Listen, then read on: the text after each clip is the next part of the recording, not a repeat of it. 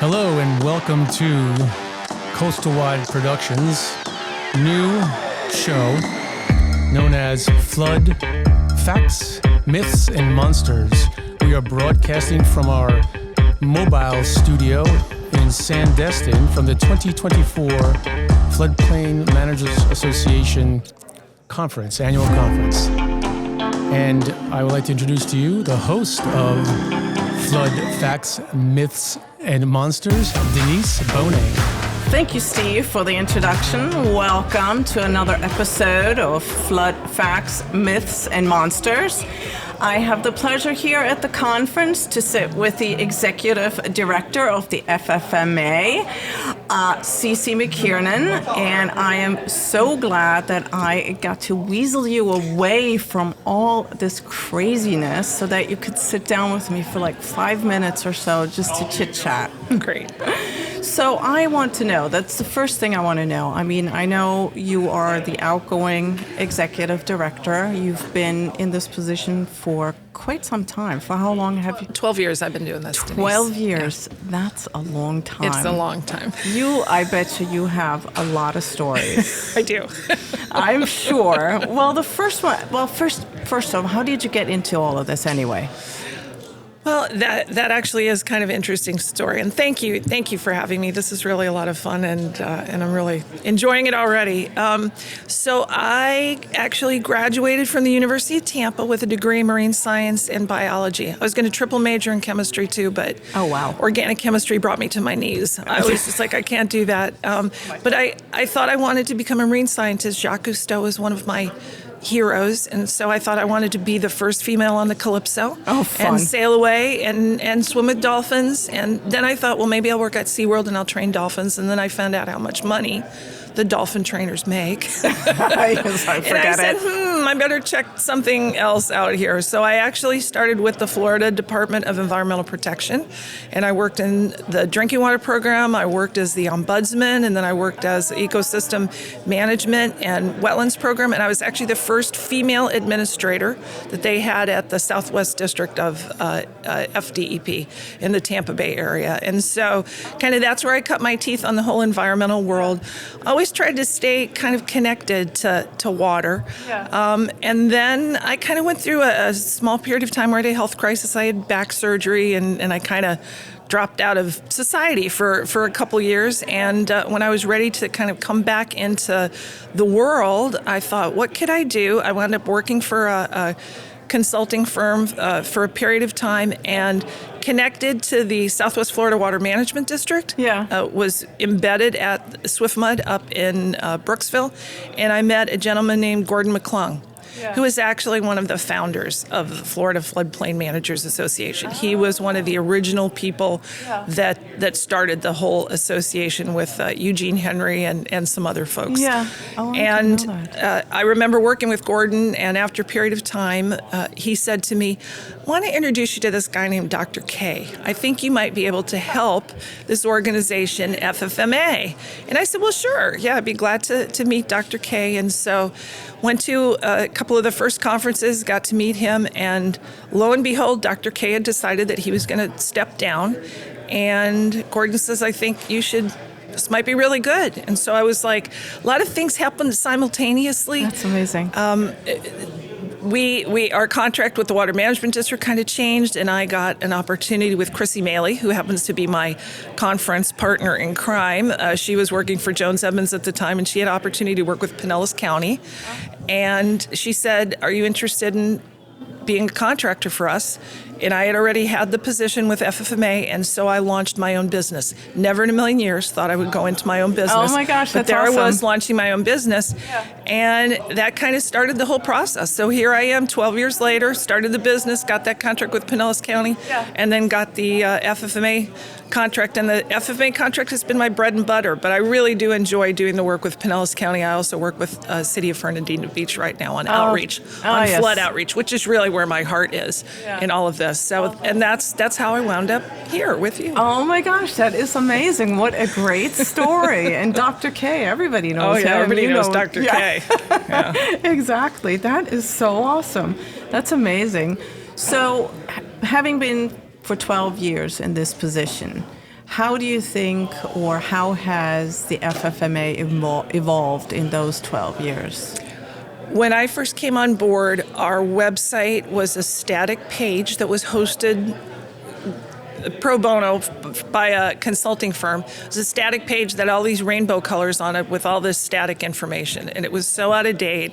So first thing when I got hired, I said, okay, I'm going to bring these guys into the 21st century. I said, we're going to have a website that you can actually click. Actually, it was probably the dawn of the internet at that time, but that being said, I said, we're going to have a clickable website with information, and then we found out that there was this thing called a association membership system that you could get. There's a bunch of them in the box kind of things. Because when I came on board, Nancy Whitty, who was our first membership chair, gave me a spreadsheet, an Excel spreadsheet with like 200 names on it. Oh my gosh. And she said, here's how we track membership. Oh my gosh. And I was like, crazy. Oh my God, Nancy. And everybody's memberships expired on January 1st. And all these people would send checks in. And I was just like, oh no, we're not doing this stuff. So I got to work on, now I didn't personally do it because I'm not super digitally savvy, but I found a bunch of people that were really good at it, and I just wanted to bring us into more of the electronic age so that we could really be more, more present for our members and more helpful. And man, I mean, we went from that 200 people, we loaded into Club Express, which is one of those association management things, and here we are over 1,100 members at this time, which is just, I mean, it's so satisfying. You know what I mean? Awesome. It's so satisfying. So that to me was the biggest. And then to find regional directors and people that were really interested in the association and just in the whole idea of floodplain management that were willing to volunteer their time. Yeah. And our board has gone from, kind of that static page with the static information to this like super dynamic group of people. And I mean, a lot of young people, we were worried there for a little while because there was a segment where it was like the old guard was in and I had to walk on eggshells with them.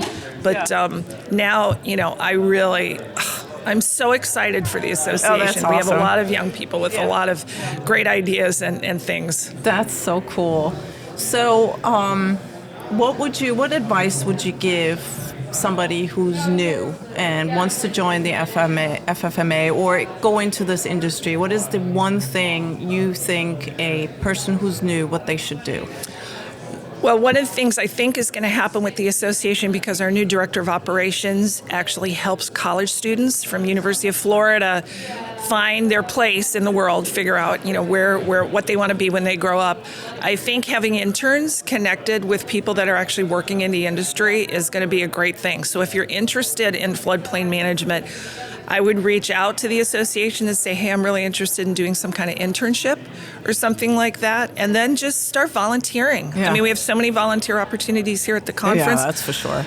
We have scholarships that we offer, so apply for a scholarship, use the right wording, get with somebody, get one of your regional directors and find out, okay, what do I need to say to get one of those scholarships? Yeah. And then come and just immerse yourself, And like this morning, we had all the brand new people walk up there. We had all of our board members walk up, and, you find a buddy and you just kind of connect. And I think that's really the best way to start. Just jump in. Don't be afraid. That's awesome. Hi, my name is Steve Boning, President of Coastal Waterways. For over 15 years, our firm has provided engineering, floodplain management, and resiliency services within a coastal and marine environment. Our services include natural and hardened shoreline stabilization and restoration, dredging and marine structure engineering and permitting, community vulnerability assessments, and GIS analysis and numerical modeling. We are proud to sponsor Flood, Facts, Myths, and Monsters. Now let's get back to the show. So from all the 12 years that you've been executive director, what is from all the conferences you've attended and all the work that goes into the conference, what is your either funniest or best memory of a conference? Oh my gosh. I mean, Denise, there are so many. So I'm really going to try. One I just said to somebody, so I'm going to share that one too. But I think the first one, my first conference that I ever did was up in St. Augustine. And I was always of the opinion that the conferences that I went to, they were so chintzy with food. I was like, you have to feed your people. If they're coming there and they're going to attend these, like, some of them are great, but some of them are dry presentations. We're not going to lie about that. Yeah. You got to make it fun for them to come to, and you have to feed them, and you have to, like, give them, a time to socialize and get to know all the other floodplain managers. Yeah. And so I fed them this giant dinner one night. So it was like the social, paid a lot of money for dinner. And then I made the mistake of having this s'mores bar.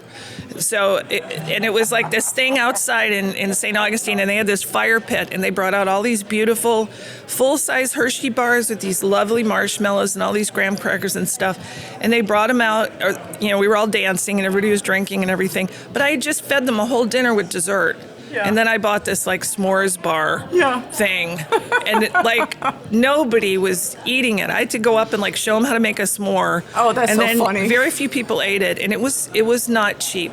Oh, I'm sure it wasn't. I have never been allowed to live that s'mores debacle down. It keeps coming back. It comes back. Oh, my I'm sure gosh. I'm going to hear about it on Thursday. There's going to be some kind of s'more thing going on. So anyway, that was the s'more debacle. But I mean, there's so many things, but I was just telling Pete Singhoffen from Streamline Technologies. Yeah. In Daytona, we had an exhibit hall like this, and I had Pete Singhoffen and Esri, Dan, what is Dan's last name? Can't think of Dan's last name now with Esri. Anyway, really super duper knowledgeable guy about all of the techie stuff about floodplain management and, all this 4D modeling and all the modeling stuff and everything like that. And I had put Pete and Dan next to each other in booths. And I knew they knew each other. So I came out and I was walking along and they were there together and they were leaning into each other and they were talking.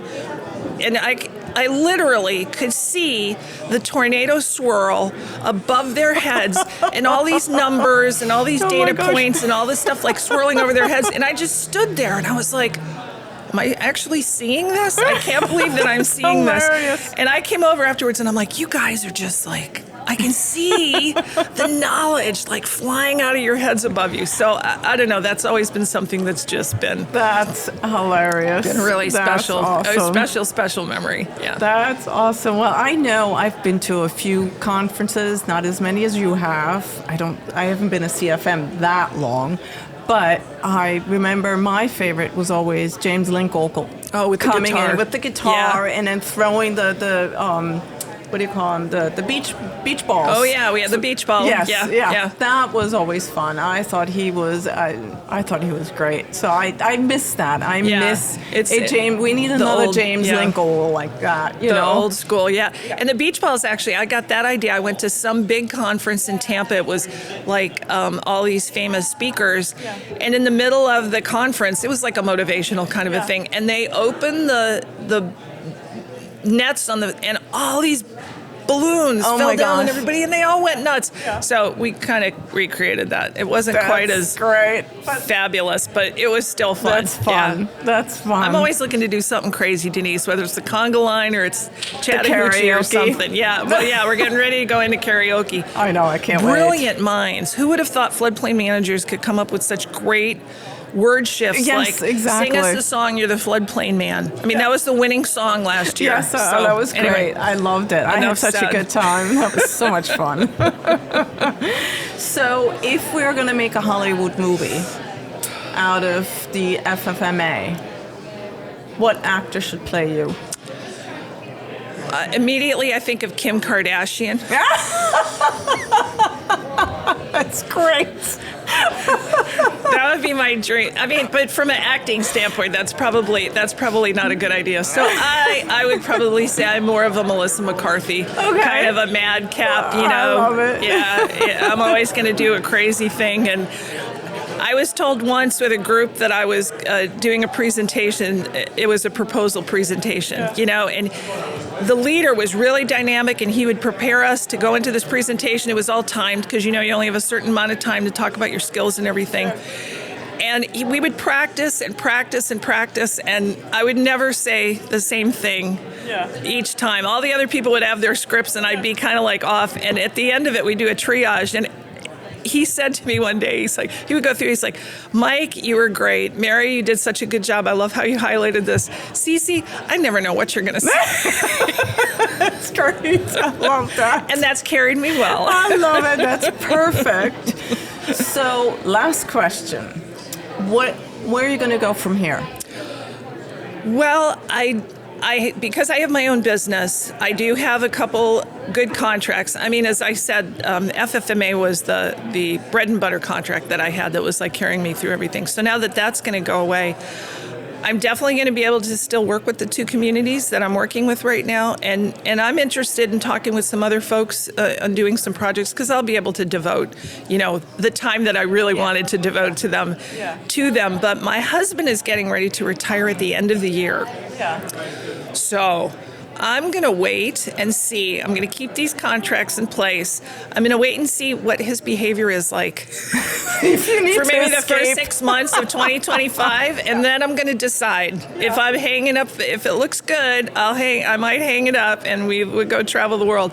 If not, I might have to go do something out of the house, But anyway, that's my plan. That's hilarious. But I just, as we say with all of us, things happen organically for me. And I just let that happen. I'm a very faithful person. I believe that God has a plan for me. And if I will just follow in that and not fight it and not try to figure out, okay, this is the next thing I'm going to do.